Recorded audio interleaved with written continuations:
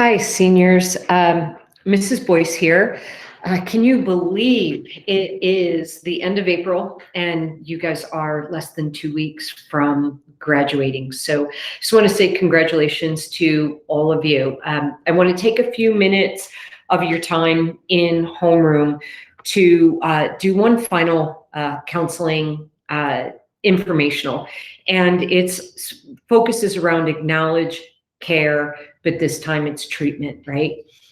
You're about to graduate and go out into the next phase of your life. And we just want to make sure you are armed with the resources and supports you need, no matter what your post-grad plan is. So if you give me just a moment here, I'm going to share my screen.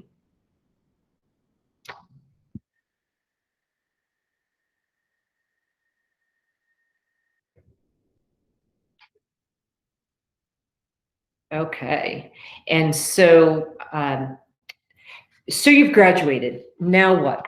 And this is the topic when it comes to taking care of your mental health. Where can you turn for help when you need it? And I'm sure that a lot of you are familiar with this information and knowing the difference between am I depressed or just sad. There's a difference between depression and feeling sad or angry. Feelings of sadness and anger are usually short-lived and come and go in our daily lives, up and down, good and bad, depending on our situation. But remember, graduating from high school will be bringing about many changes in your life, some of which may be the biggest changes you've encountered thus far in life. Some of these may be leaving the security of your high school community, leaving home and friends and family behind, moving out on your own, whether that's across town or somewhere else in the state or out of state, heading off to college and experiencing a whole new environment, making new friends, navigating your classes and campus. Again, could be across town, could be out of state, entering the military or entering full-time employment. These are big changes, and we just want to make sure to take a few minutes to acknowledge this. Again, am I feeling depressed or just sad? Feeling sad or a bit anxious about change is okay, and it's completely expected. However, and this is the point we want to stress, if you're not feeling any joy or excitement about these upcoming changes, or if you feel like your situation is hopeless, you may have depression. And remember, depression is more than just a passing feeling of sadness. It's a medical condition and it requires treatment. Sorry about that. And it requires treatment. Depression is common and affects about 25% of adults. Depression symptoms, and again, I'm sure many of you know these, but I just want to take a second to review them. Changes in sleep patterns. Some people with depression will feel so tired that they sleep all the time, while others struggle to sleep at all. Depression can make people feel irritable all the time, moody and downright angry. A person who may be depressed may find that everything annoys them. Low energy. A person who's depressed may struggle to engage in activities that they previously enjoyed, even things they normally look forward to. Finding the energy to tackle normal tasks seems overwhelming. Substance use. A person with depression may turn to alcohol, marijuana, and or other substances to relieve discomfort and pain. Remember that if these symptoms are long lasting, and they're occurring for 2 weeks or more, please acknowledge that you're struggling. Show yourself that you care and take steps to get treatment. And so the focus of this really is around, now that you're out of high school, how do you advocate for yourself and how do you get treatment? Understanding self-advocacy. I'm sure many of you are familiar with advocating for yourself, and you've been doing this a long time, but some of you may not. There could be people all along this spectrum, and some may find it helpful to think about advocacy and what this looks like. Advocacy means making your own decisions and including making your own appointments, standing up for yourself and your rights, speaking up for yourself, looking out for yourself while still respecting and valuing the role others play in your life. In order to be an effective advocate, please make sure that you are educating yourself, that you're doing a little research before you seek help for whatever it is that you need. Knowledge is power, and being informed will help other adults take you seriously. Believe in yourself. If you believe you deserve what you're asking for, this will shine through and people will hear you. Know what you want and communicate your needs. This is really important. Be sure that you know what you need before you ask for something. So I'm headed to college. What are my resources? So every college campus is going to have a medical and counseling center. Make sure that you familiarize yourself with where they are located on campus. Make sure that's one of the first things you do when you get to campus, especially if you have a history of mental health concerns or depression. You may want to take advantage of stopping into the counseling center and or the medical center and meet with the folks before a situation occurs. But just a few key points to remember. Talking with a counselor on campus is confidential unless you or someone else is in danger, very similar to what it was like at high school. College counselors have experience helping people in similar situations. They're going to help you set goals and set up strategies to achieve those goals. College counselors are also trained to understand people of different cultures, ages, and life circumstances. They've been doing this for a long time. They're thoroughly trained and they're there to help you. One of the other resources on college campuses are resident assistants and or resident directors. An RA is a resident assistant, usually on the floor of your dorm. They're typically an upperclassman that you can go to if you're experiencing struggles. They are an excellent resource. And again, I would recommend making sure to get to know him or her, they, them. The resident director is usually the head of a dormitory, and they're typically a graduate student or maybe a paid employee. Again, make sure to get to know him, her, they, them. They're an excellent resource for you as you transition into living in a dormitory and being on campus. I'm headed to the military. What are my resources?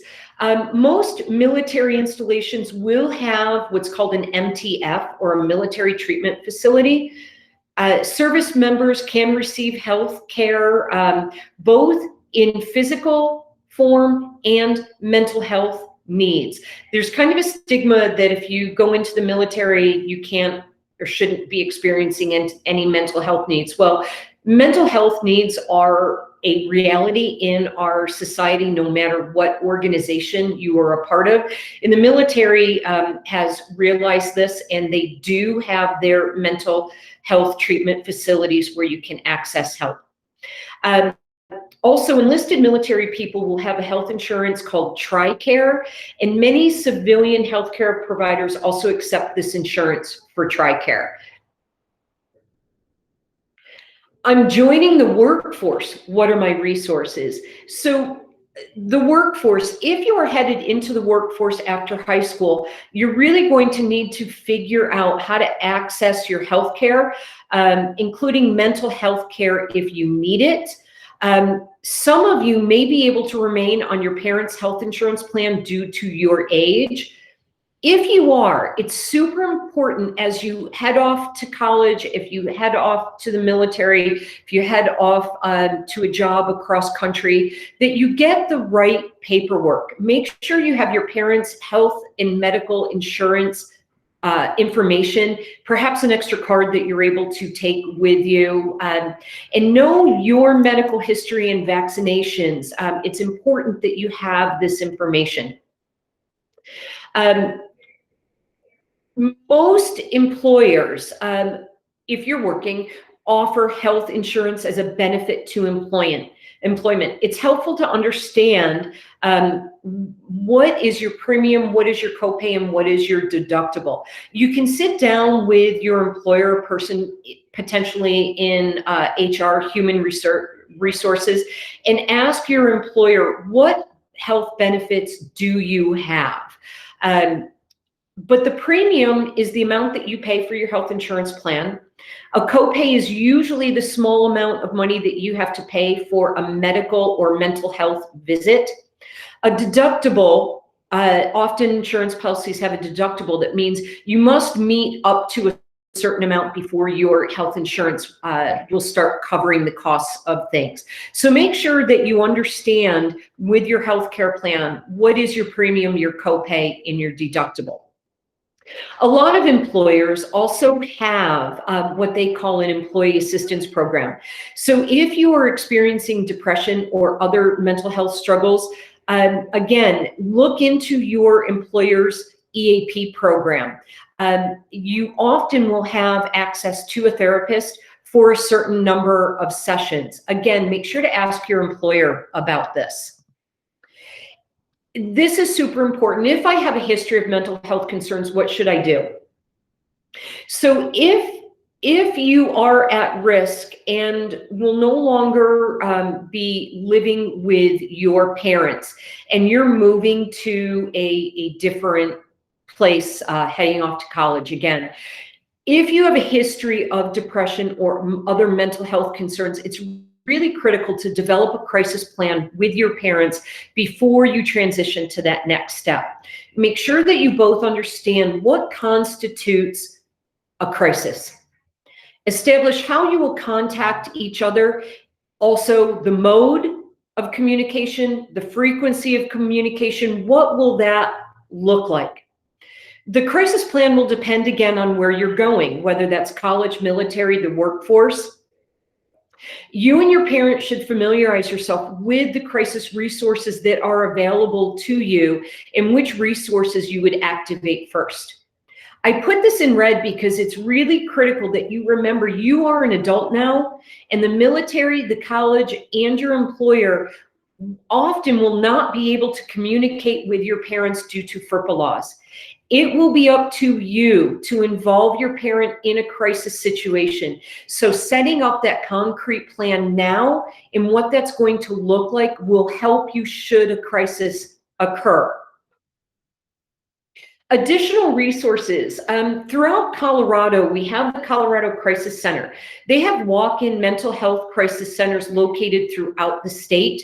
And I've included a list in the Metro Denver region for Aurora, Denver, Littleton, Wheat Ridge, Boulder, as well as our Northeast region in Greeley, where UNC is, Western Slope, out in Montrose, and then our Southeast region, Colorado Springs, and Pueblo, again, UCCS, etc. So colleges throughout Colorado are located in these areas. And so, again, whether that's employment or college or trade school, familiarize yourself with the Colorado Crisis Center and knowing what walk-in centers are in your regions.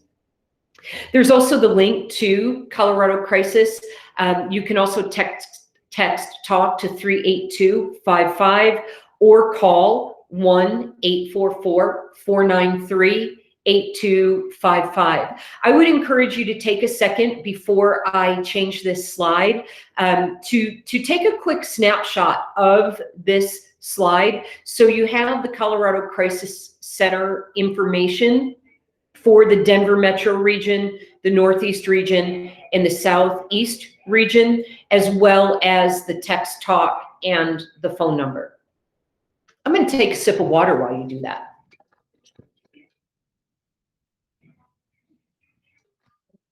Okay, moving on.